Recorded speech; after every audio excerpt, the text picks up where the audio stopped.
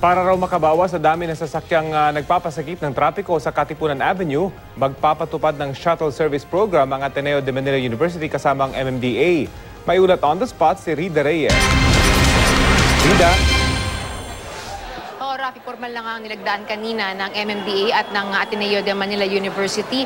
Itong tinatawag na Ateneo Shuttle Service Program na layong mapagaan kahit pa paano ang dalo ng trapiko sa kahabaan ng Katipunan Avenue, partikular tuwing oras ng pasukan. Sa ilalim, Rafi, ng naturang programa, magtatalaga ng tatlong transport hubs o pick-up points na pwedeng magsakay sa mga school employees at maging sa mga mag-aaral ng Ateneo. Piniling transport hubs ang mga area ng Temple Drive, UP Ayala Techno Hub at SM Marikina, kung saan pwedeng magsakay ng mga guro at mag-aaral ang mga service bus kada 15 minutos mula alas 6 na umaga hanggang 7:15 AM.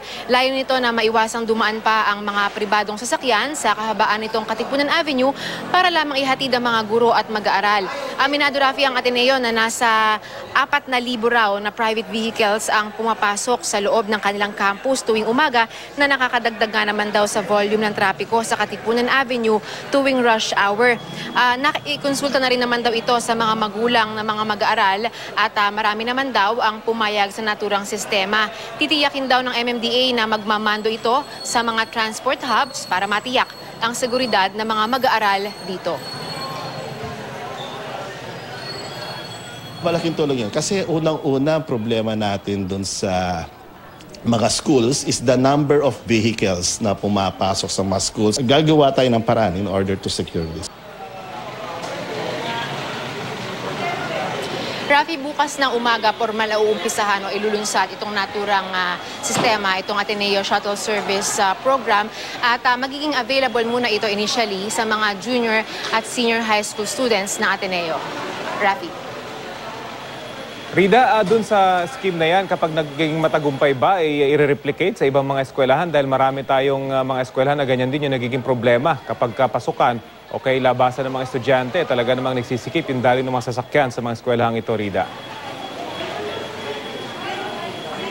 Tama yan, Rafi. Alam mo, sabi nga ng MMDA, tuwing panahon ng pasukan, umakyat talaga ng 20% ang volume ng mga sasakyan dun sa mga kalsada, malapit dun sa mga sasakyan. Itong Ateneo, aminado sila na talagang malaki yung nadudulot nilang traffic sa Katipunan Avenue. Kaya sila na mismo ang nag-initiate at humingi ng tulong sa MMDA. So, kung ang kasabay niyan, nakikiusap ang MMDA na sana raw maging magandang ehemplo raw itong gagawing programa simula bukas para raw magaya ng ibang mga schools, ibang mga universidad doon sa mga area na nagkokos ng traffic. Para raw kung sakali maging successful, sana raw ma-apply ito sa iba pang mga universidad. Rafi.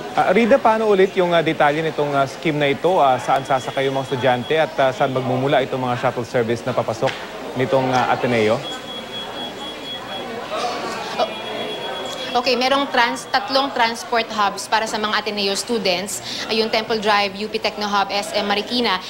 And then 6 AM daw magsisimula na dumating yung mga bus services doon. 6 o'clock hanggang 6:15. So merong 15 minutes para magsakay sila. Tapos aalis na yung mga services, pupunta na sa Ateneo. And then every 15 minutes, merong 15 minutes na interval. At ang last trip daw would be 7:15. Kasi sa high school department na Ateneo, 7:45 daw nagsisimula yung klase. So, 7:50 yung magiging last trip nila.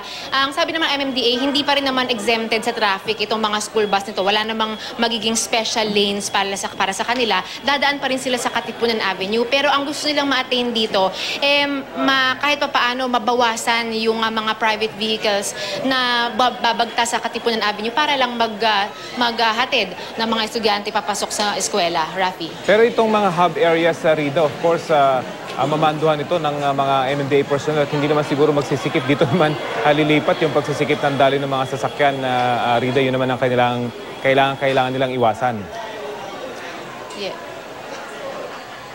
Yes, Rafi, yan ay napag-aralan na yung tatlong hubs na yan. And in fact, pwede pa nga raw dagdagan kasi meron daw mga magulang sa Ateneo na nag-aaral sa Ateneo yung mga anak na nagre-request from the south naman maglagay din daw ng hubs. Napag-aralan na ng MMDA, which means may coordination na at hindi naman daw yan mga area of convergence na magkakaroon ng traffic. In fact, pinili daw yan dahil meron daw mga available parking area sa mga area na yan. So para sa mga private vehicles na gustong kung sakali gusto mong mag-avail doon sa sa shuttle service na yon, pwede mong i-park doon sa transport hub na yun dahil may mga parking area daw malapit doon. And then, sasakay ka na doon sa shuttle service na maghahatid sa'yo sa Ateneo. Rafi. Okay, maraming salamat, Rida Reyes.